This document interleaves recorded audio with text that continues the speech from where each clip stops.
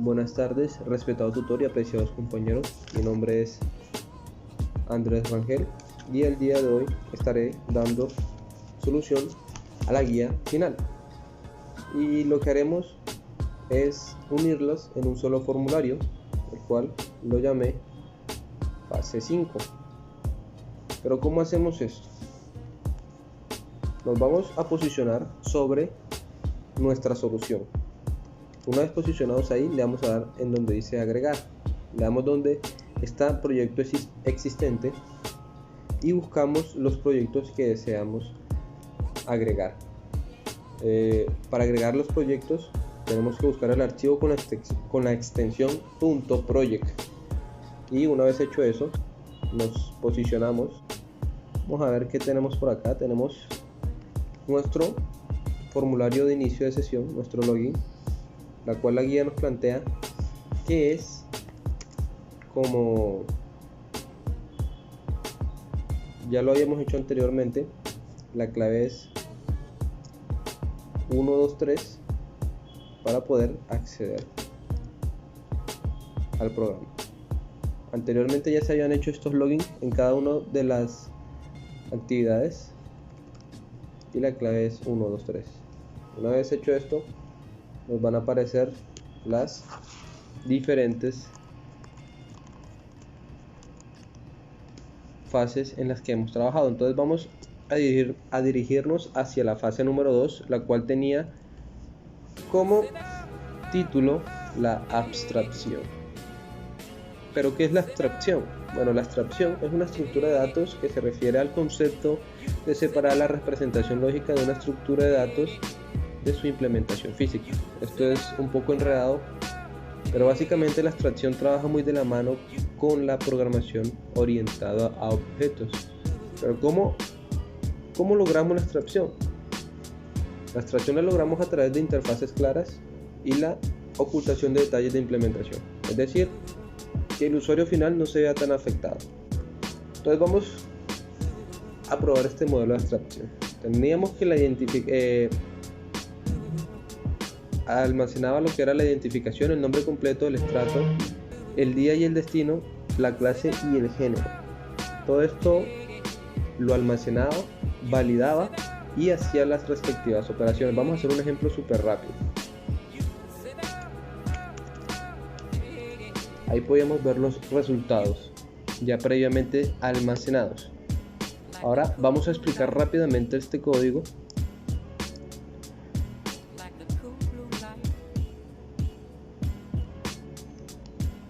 Lo que fue la fase 2.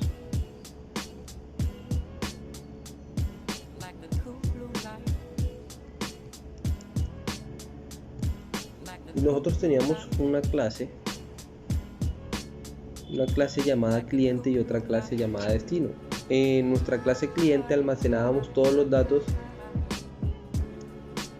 de nuestro cliente, lo que es el nombre, el apellido, la cédula y el sexo, y en nuestra clase destino almacenábamos todo lo que tenía que ver con los destinos: Bogotá, Medellín, Pitalito, Florencia, y lo que era también el descuento. Una vez hecho esto, empezamos a validar de que todos los campos estuvieran llenos a través de este condicional. Si todos los campos no estaban llenos, iba a arrojar la siguiente advertencia: todos los campos son obligatorios, de lo contrario pues iba a seguir ejecutando código. Si era A, si la clase era A, iba a arrojar un valor distinto hacia nuestro destino final, por decirlo así. Ese valor distinto iba a variar en lo que era el precio final del pasaje. Una vez hecho eso, empezaba a hacer las demás validaciones para generar lo que era el descuento. Recordemos que en esta clase hacía descuentos por ser mujer y dependiendo del estrato. Una vez hecho eso, pues almacenaba el registro y ahí estábamos haciendo lo que era la abstracción. Ahora vamos con la fase 3. Esta fue una de mis clases favoritos, ya que vimos tres conceptos importantes: lo que era la pila, la cola y la lista. Son estructuras de datos fundamentales utilizadas en la programación para organizar datos y gestionarlos de manera eficiente. No es más, es supremamente sencillo. Bueno, entonces, ¿qué hace la pila? La pila o LIFO, que es como su abreviatura, Last in First Out, o sea, el último elemento añadido es el primero en ser retirado. Vamos a ver cómo funcionaba este. Vamos en pila, limitamos acá y igualito. Pedía unos datos en unos textbox, identificación, nombre y dirección. Registramos ese dato y él lo iba a guardar en esta tablita. Vamos a añadir otro rápidamente. Aquí lo que hace este método o esta estructura es el último elemento añadido es el primero en ser retirado. O sea, si vamos a eliminar uno de estos dos datos, el primero en ser eliminado sería Pedro, porque fue el último al que añadimos. Vamos a ver si es cierto. Vamos en aceptar y listo, Pedro ha sido eliminado. Quiero que prestemos atención a estos dos métodos importantes, que es push y pop. Push añade un elemento y pop lo retira. Vemos el código aquí. El código. Listo, vamos a ir directamente a los métodos. Push era para agregar todos los datos almacenados. Aquí también utilizamos utilizamos una clase llamada pilabolos. Pilabolos lo que se encargaba de almacenar eran los datos que se pedían anteriormente: la identificación, el nombre, la dirección, la cantidad de jugadores, el número de pista, si era afiliado y la fecha. Posteriormente a eso empezaba a hacer las validaciones, que si el formulario estaba lleno le permitía seguir ejecutando código, de lo contrario no.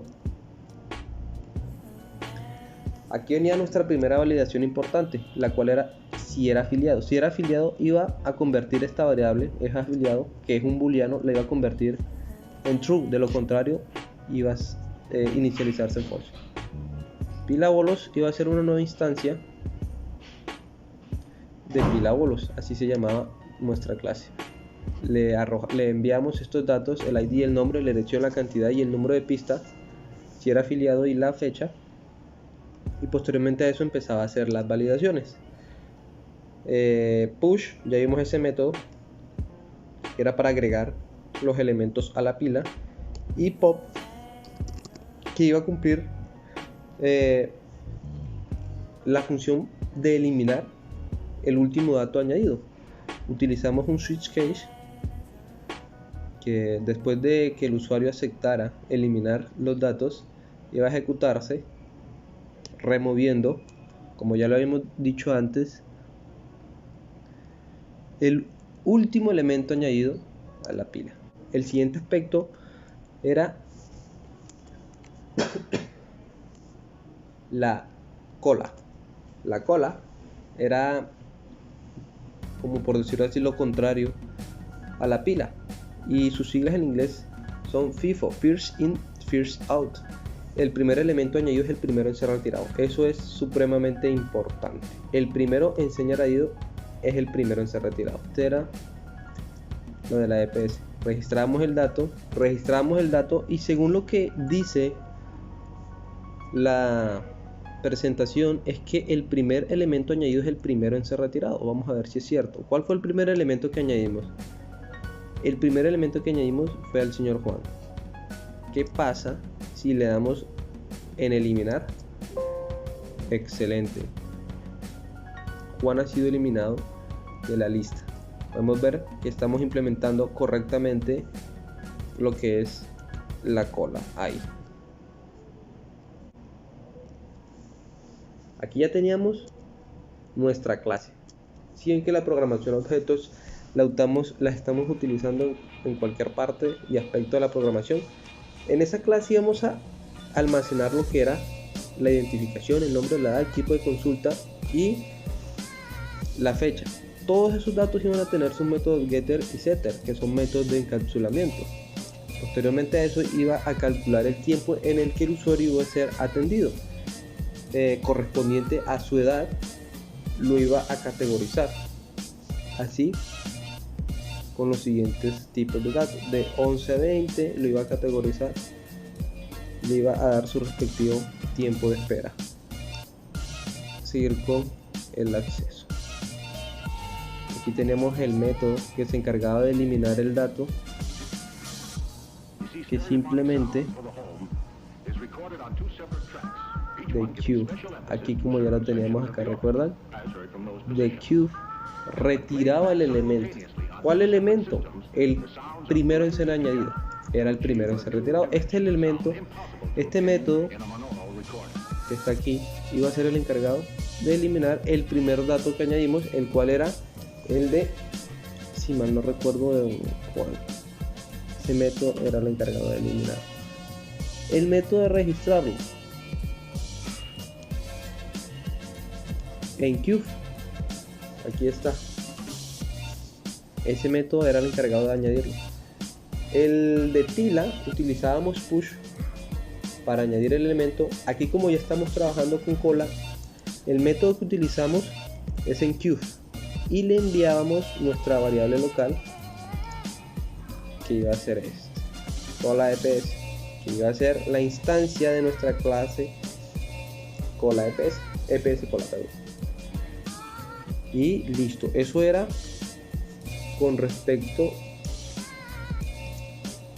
a la cola. Ahora vamos con la lista. Vamos a registrar datos aquí.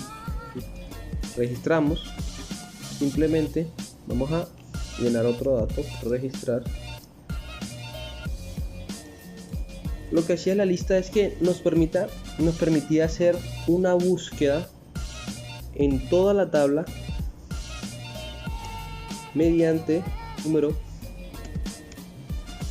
de registro civil. Vamos a hacer una prueba rápidamente. Le damos en consultar y ahí nos traía los datos y los rellenaba. Nos permitía a través de ese ID eliminar el archivo o eliminar el dato que estaba almacenado en esa tabla. Vamos a ver si eso es cierto. Si yo lo voy aquí a eliminar, entonces Michael debería ser retirado de esa tabla. Michael fue retirado de la tabla. Pero ¿cómo funciona esto? ¿Qué hay detrás de eso tan bonito que se ve ahí? También teníamos una clase, lista jardín. Esa clase almacenaba el número de registro, el nombre, la condición, el estrato y la terapia, y también la fecha de nacimiento. Lo guardaba en estos datos de acá. Posteriormente a eso, mismo validador de formularios, vamos a llamar así, que se encargaba de verificar si el formulario estaba bien o no, y si faltaban datos por ingresar, pues su message box con faltan datos por registrar.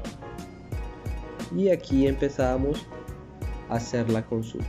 La consulta es lo mismo, búsqueda por el ID, simplemente a través del dato registrado en el TXT, en la caja de texto de el número de registro civil, él iba a hacer la búsqueda. Si no había el dato que estaba buscando, iba a arrojar lo siguiente: no encontré los datos que buscaba. De lo contrario, si los encontraba, pues iba a rellenar los campos faltantes. Aquí están: 1, 2, 3, 4, 5.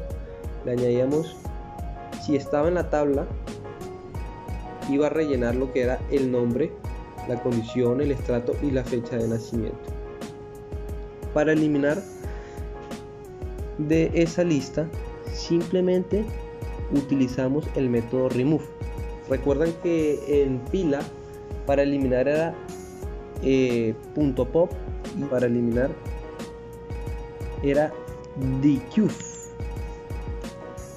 Lo bueno de trabajar con listas es que nosotros podemos, en este caso utilizando el número de registro civil, podíamos eliminar el dato, ese dato que ya estábamos viendo.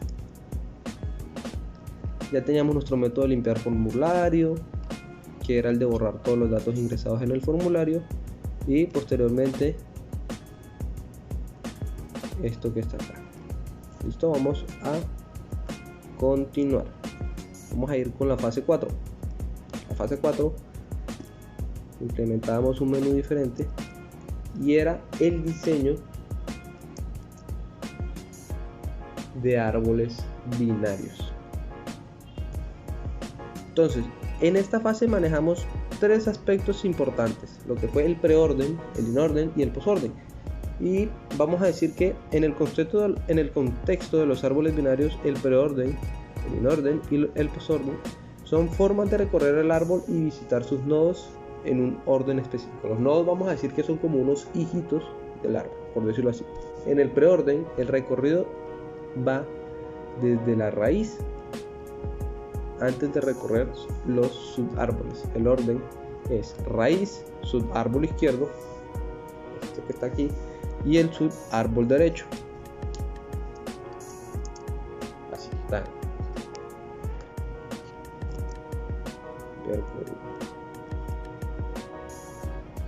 Y vamos a hacer por primera vez uso de los gráficos de Windows Forms, que nos permitían hacer dibujitos en el formulario de Windows. Estos dibujitos iban a ser posibles gracias a esta clase de aquí, gráfica, y no, este bloque de código que está acá iban a ser las coordenadas para poder organizar nuestro árbol, nuestro diagrama. Le damos donde dice recorrido, vamos a ver el preorden de ese árbol. El preorden comenzaba, aquí mismo lo dice, desde la raíz, subárbol izquierdo, hasta el subárbol derecho. Iba a empezar así: 70, 20, 15, 10 y 2. E iba a saltar 59, 29 y 69. Ese va a ser el orden del preorden, de izquierda a derecha. Iniciamos en 70 y en este caso íbamos a terminar en 86. Vamos a ver cómo funcionaba el recorrido en el inord, que nos dice la diapositiva. Inorden, el recorrido visitaba el subárbol izquierdo, raíz y subárbol derecho. Todos mejor con un ejemplo. Entonces, inorden iba a arrancar en la parte derecha, en la parte izquierda del árbol, y finalizaría en esta parte acá. Iniciamos 2, 10, 15, 20 y era prácticamente lo mismo. Realmente lo de las coordenadas no es que sea muy difícil, simplemente es tratar de prestar bastante atención, porque organizar estos, así se ven como chuecos, pero organizar estas figuras tiende a ser un poco tedioso debido a la localización de las gráficas. Aquí le estamos dando el color a la línea, perdón, al texto, en este caso el número 10, 15. Yo le dije que fuera de color brown, como un colorcito café, y pen, que vendría siendo como el pincel y el grosor de ese pincel. Lo mismo vamos a ver con el posorden, que nos dice nuestra pequeña guía que el posorden es el recorrido que se visitan los árboles izquierdo y derecho antes de la raíz. El posorden arrancaría acá y finalizaría en la raíz, o sea, aquí, en la raíz del árbol. Haría este recorrido más o menos. Empezaría en 2, seguiría en 10, 15, 29, 59 y 20 y finalizaría en la raíz del árbol. Ese era el escenario número 1. Ahora, ¿qué nos decía el escenario número 2? Vemos el código y lo mismo. Gracias a gráficos, a esta clase de aquí y vamos a poder dibujar esto que está aquí, esa gráfica que se puede ver ahí.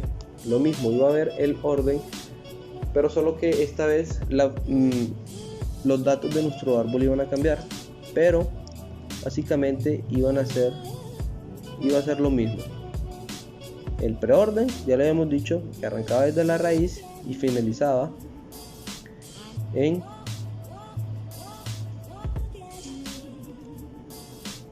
el subárbol derecho.